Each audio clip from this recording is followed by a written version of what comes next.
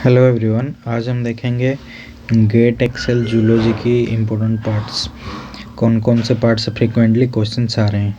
एक है classification of animal, उसमें फाइलम को याद रखना है, उसके कैरेक्टरिस्टिक को याद रखना है। थ्योरीज ऑफ एवोल्यूशन में Darwin theory and American theory को याद रखना है, पढ़ के जाना है। उसके बाद नेचुरल सिलेक्शन से भी क्वेश्चंस आ रहे हैं। म्यूटेशन में टाइप्स ऑफ म्यूटेशन याद रखना है।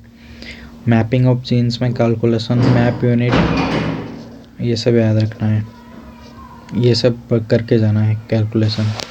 स्ट्रक्चर ऑफ न्यूक्लिक एसिड में डीएनए आरएनए की स्ट्रक्चर एंड जो बेसिस हैं, adenine, thymine, cytosine and guanine, bases के स्ट्रक्चर याद रखने हैं। प्रोटीन में 3D स्ट्रक्चर आपको पढ़ के जाना है। डीएनए रेप्लिकेशन का स्टेप्स, एंजाइम होते हैं, उसको उसका फंक्शन एंड जो भी स्टेप्स हैं उसको पढ़ के जाना है।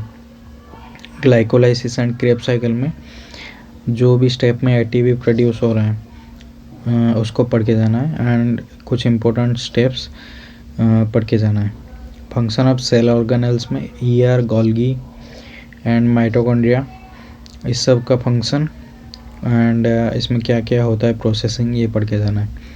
सेल साइकिल में सेल साइकिल का रेगुलेशन कैसे होता है, सीडीके एंड साइक्लिन, ये सब प्रोटीन मिलके कैसे रेगुलेशन करते हैं। चेक पॉइंट्स कितने होते हैं एंड कौन कौन से चेक पॉइंट में कौन कौन से प्रोटीन काम करते हैं।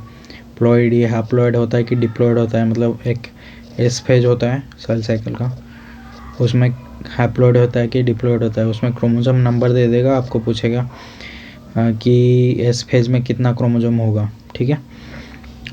एंड क्रोमाटिन में इस फेज में क्या होता है, मैं नॉर्मली क्रोमोसोम सेट डबल हो जाता है, तो आपको क्रोमोसोम नंबर दे देगा, पूछेगा इस पेज में इसका कितना क्रोमोसोम होगा।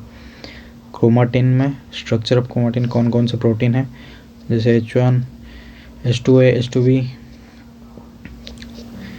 H2B, H1, H3, H4, ये सब प्रोटीन से इनका फंक्शन क्या है, ये सब पूछेगा, ठीक है। मॉडिफिकेशन होता है एसिटाइलेशन एंड मिथाइलेशन, ये पूछेगा।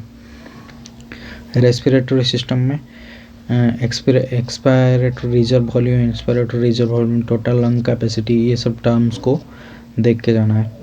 डाइजेस्टिव सिस्टम में एंजाइम एंड एंजाइम का फंक्शन देख के जाना है। नर्वस सिस्टम में एक्शन पोटेंशियल कैसे प्रोड्यूस होता है, उसका ग्राफ कितना मिलीवोल्ट से हो जाता है, -70 मिलीवोल्ट रेस्टिंग फेज होता है, फिर ये ग्रो करता है, +30 तक जाता है, फिर से -90 तक जाता है, जिसको हाइपरपोलराइजेशन स्टेट बोलते हैं, इसको पढ़ के जाना है।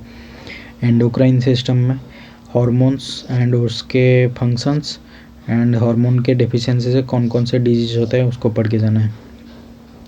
डेवलपमेंटल बायोलॉजी व ऑर्गेनोजेनेसिस पढ़ के जाना है। Formation of organs, stem cell का डिफरेंशिएशन, कौन कौन से फैक्टर स्टेम सेल का डिफरेंशिएशन में हेल्प करते हैं। लिनिएजेस, कौन कौन से लिनिएजेस से कौन कौन से ऑर्गन बनते हैं, उसको याद रखना है। पॉपुलेशन डायनामिक्स इकोलॉजी में पढ़ के जाना है। Different biochemical cycles, phosphorus cycle, sulphur cycle, nitrogen cycle, ये इंपॉर्टेंट्स हैं। फेरोमोन का फंक्शन क्या है, पढ़ के जाना है, ठीक है। ये सब पार्ट्स पढ़ के जाना है गेट एक्सेल जूलॉजी से, जो जिससे फ्रिक्वेंटली क्वेश्चंस आ रहे हैं, ठीक है। Thank you.